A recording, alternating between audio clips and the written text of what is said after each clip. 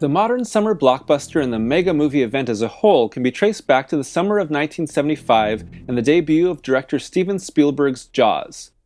In an instant, the Hollywood system of filmmaking was altered forever, and the idea of a summer blockbuster film was born. The years preceding the hit film were filled with decidedly smaller budget cinema, with more films that fell into the auteur theory of filmmaking defining the landscape than ever before. The post-Jaws world of Hollywood would soon be defined by big-budget, special effects-heavy cinema like Star Wars, which brought in huge crowds for especially huge profits. The story of a great white shark terrorizing the people of Amity Island in the summer and Police Chief Martin Brody, played by Roy Scheider, the man dedicated to stopping it, quickly became the highest-grossing film of all time, both in North America and internationally.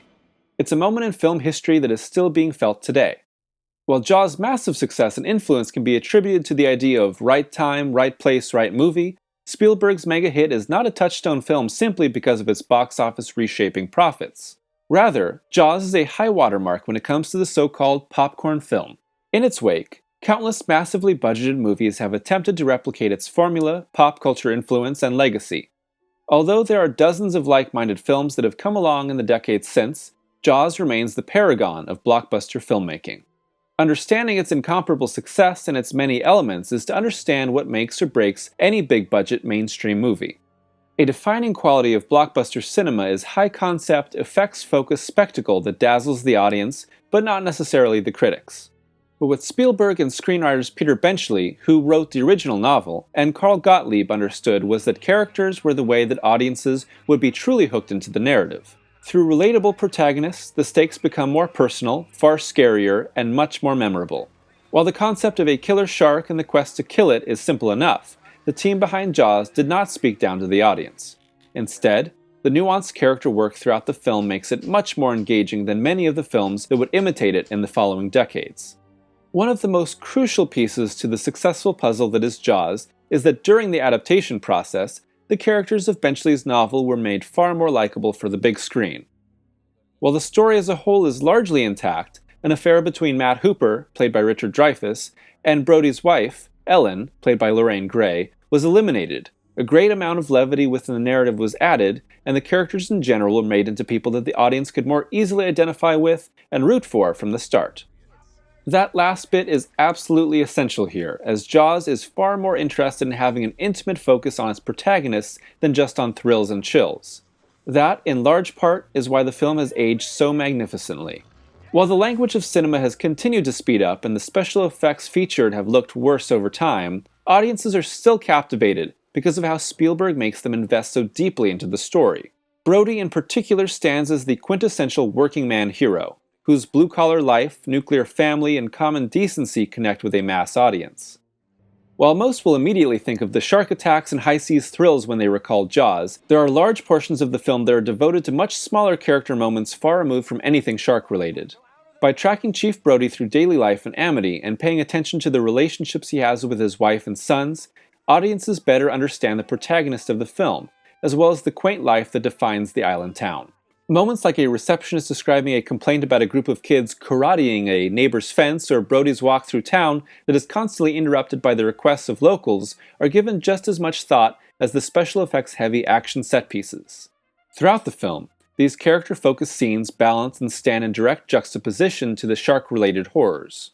Brody's paranoid watching of the 4th of July beachgoers is constantly interrupted by the off-kilter locals, which inevitably leads to tragedy.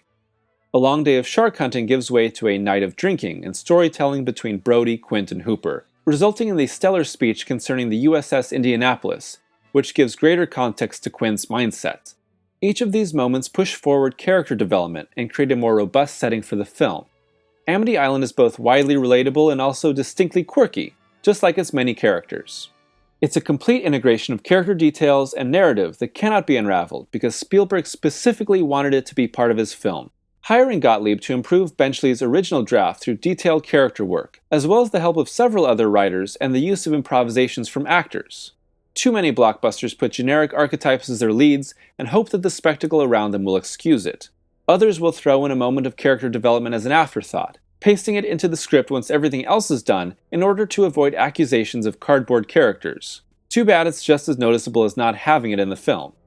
Why does Jaws have such big stakes despite having a generally small focus in its story?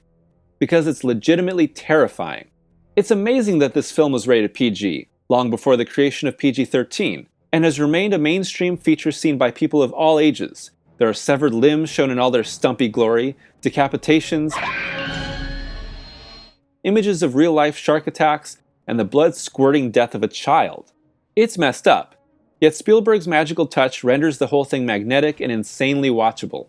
From the very first shot, Spielberg creates a language of skin-crawling vulnerability through the use of shark POV as it hunts underwater, bolstered by composer John Williams' indelible lurking two-note score. Think of just how many shots are simply focused on the legs of potential victims. Swimming carefree in the ocean, the residents of Amity Island are defenseless, oblivious, and ready to be ripped in two at any moment. Nearly every victim is taken from the feet up, which preserves the air of mystery around the shark while making the idea of fighting back laughable. While Jaws shouldn't be classified as a horror movie because of its adventure film language and structure, it uses the strengths of the genre to its advantage whenever it has the chance. This creates a lurking menace that forces Brody into action. The real terror Spielberg creates is combined with delicately human moments, which means that once the bodies start piling up, the deaths feel far more human and begin to weigh heavily on Brody in particular. Mrs. Kittner slapping Brody in the wake of her son's death and his broken-hearted moments with his young son at the dinner table that follow are quietly crushing. They believably fuel his dedication throughout the rest of the film, which is tempered by a very human and correct fear. Give us a kiss. Why? Because I need it. As the film brilliantly transitions into its narrowly focused yet adventurous second half, the fear felt previously informs what could be a much more lighthearted adventure. The mystery of the shark is slowly pulled back through subsequent reveals, but it only grows more terrifyingly active.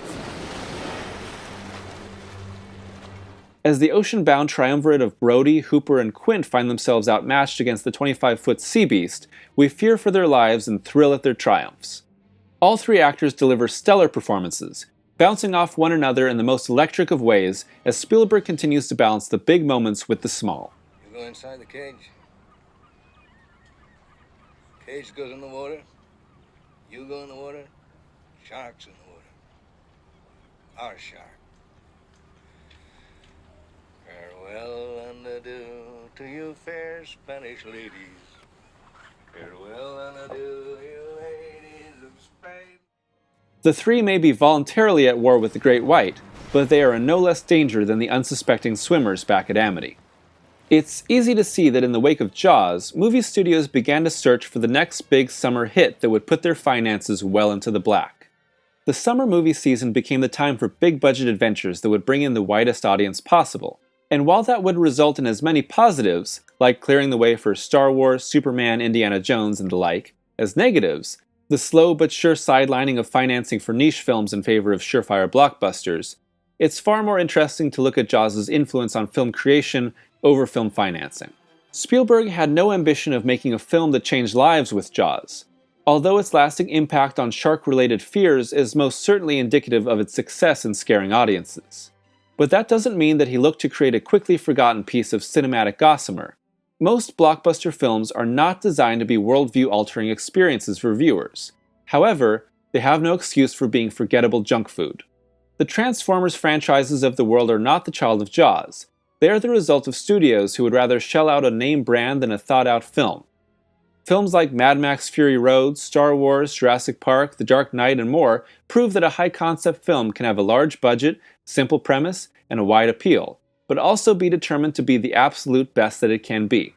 Should Jaws have been as truly stupid as the hundreds of would-be blockbuster films that look to be as successful as Spielberg's landmark movie, then the idea of a summer blockbuster would not have been born in 1975. The films that seek to capture the magic, thrills, and innovation of Jaws are the ones that will be remembered across the decades to follow. That may not always result in the massive box office success that Jaws once had, but that's not the true legacy of this timeless masterpiece. Jaws' true legacy can be seen in the best and brightest of films that captivate the entire world.